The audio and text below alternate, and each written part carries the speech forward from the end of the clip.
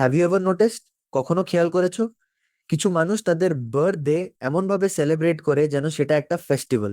বালুনস, cakes, reels আর endless Instagram stories. আবার এমন অনেক মানুষ আছে যারা তাদের বার্থডে নিয়ে একদমই কেয়ার করে না। না কেক, না পার্টি, না dinner, just a normal day. কিন্তু প্রশ্নটা হলো, কেন কেন কিছু মানুষ তাদের বার্থডে কে একটা অর্ডিনারি ডে এর মতো ট্রিট করে? এটা কি স্যাডনেস, নাকি ম্যাচুরিটি, নাকি তাদের মাইন্ডের ভিতরে অন্য কিছু চলছে? আজকের এই ভিডিওতে আমরা ঠিক এটাকে এক্সপ্লোর করব। আর হয়তো ভিডিও শেষ হওয়ার পরে তুমি নিজের সাইকোলজি ও একটু ভালোভাবে বুঝতে পারবে কিছু মানুষের জন্য স্টোরিটা খুব সিম্পল নয়, বরং পেইনফুল। তারা বার্থডে সেলিব্রেট করে না কারণ তাদের কখনোই মনে হয়নি যে তাদের বার্থডে সেলিব্রেট করার মতো ইম্পর্ট্যান্ট। ইমাজিন করো তোমার চাইল্ডহুড, তোমার বার্থডে কিন্তু কেউ রিমেম্বার করলো না, ফ্রেন্ডস উইশ করলো না, ফ্যামিলি বিজি ছিল, একবার পার্টি প্ল্যান করেছিলে কিন্তু কেউই আসেনি। এভাবে বারবার ডিসঅ্যাপয়েন্টমেন্ট হলে মাইন্ড ধীরে ধীরে অ্যাডজাস্ট করে ফেলে। সাইকোলজিতে এটাকে বলা হয় লার্নড হেল্পলেসনেস। যখন একজন মানুষ বারবার ডিসঅ্যাপয়েন্টমেন্ট পায়, তখন সে এক্সপেকটেশন রাখাই ছেড়ে দেয়।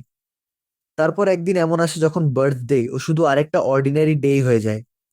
না এক্সাইটমেন্ট, না প্ল্যানিং, কারণ কেয়ার করা শুরু করলেই হার্ট লাগে। এরপর আসে আরেকটা ক্যাটাগরি, যারা লাইফের ফাস্ট ট্র্যাকে আটকে গেছে। Work, deadlines, college, family, stress, সব মিলিয়ে ব্রেইন এত ওভারলোডেড হয়ে যায় যে স্পেশাল ডেজ আর স্পেশাল মনে হয় না। তাদের বার্থডে ইগনোর করা হয় না, কিন্তু সেটা সিম্পলি স্কেজুলের মধ্যে চাপা পড়ে যায়। মর্নিং মিটিংস, অ্যাসাইনমেন্টস, কলস, আর বুঝতে বুঝতেই ইভিনিং হয়ে যায়। সাইকোলজিস্ট এটাকে বলে টাইম ব্লাইন্ডনেস।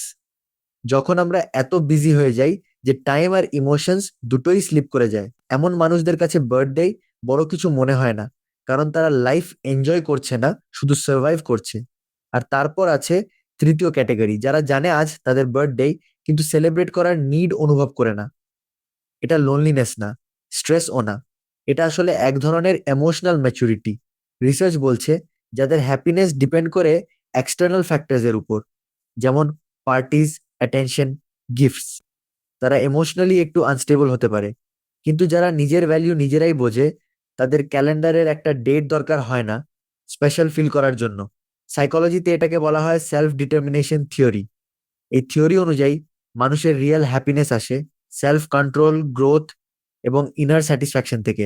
এমন মানুষরা বলে, আমার ভ্যালু প্রুভ করার জন্য ক্যান্ডেলস আর কেক দরকার নেই, আমি রিমাইন্ডার ছাড়াই জানি আমি ইম্পর্ট্যান্ট।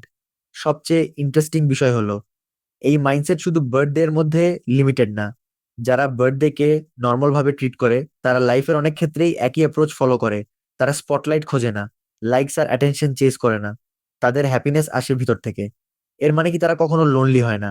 Absolutely not. তারাও মানুষ, শুধু ডিফারেন্স হলো তারা বুঝে গেছে যদি তুমি চাও তাহলে প্রতিটা দিনই স্পেশাল হতে পারে। তাদের কাছে লাইফ সেলিব্রেশন শুধু একদিনের ইভেন্ট না, বরং প্রতিদিনের ইমোশন।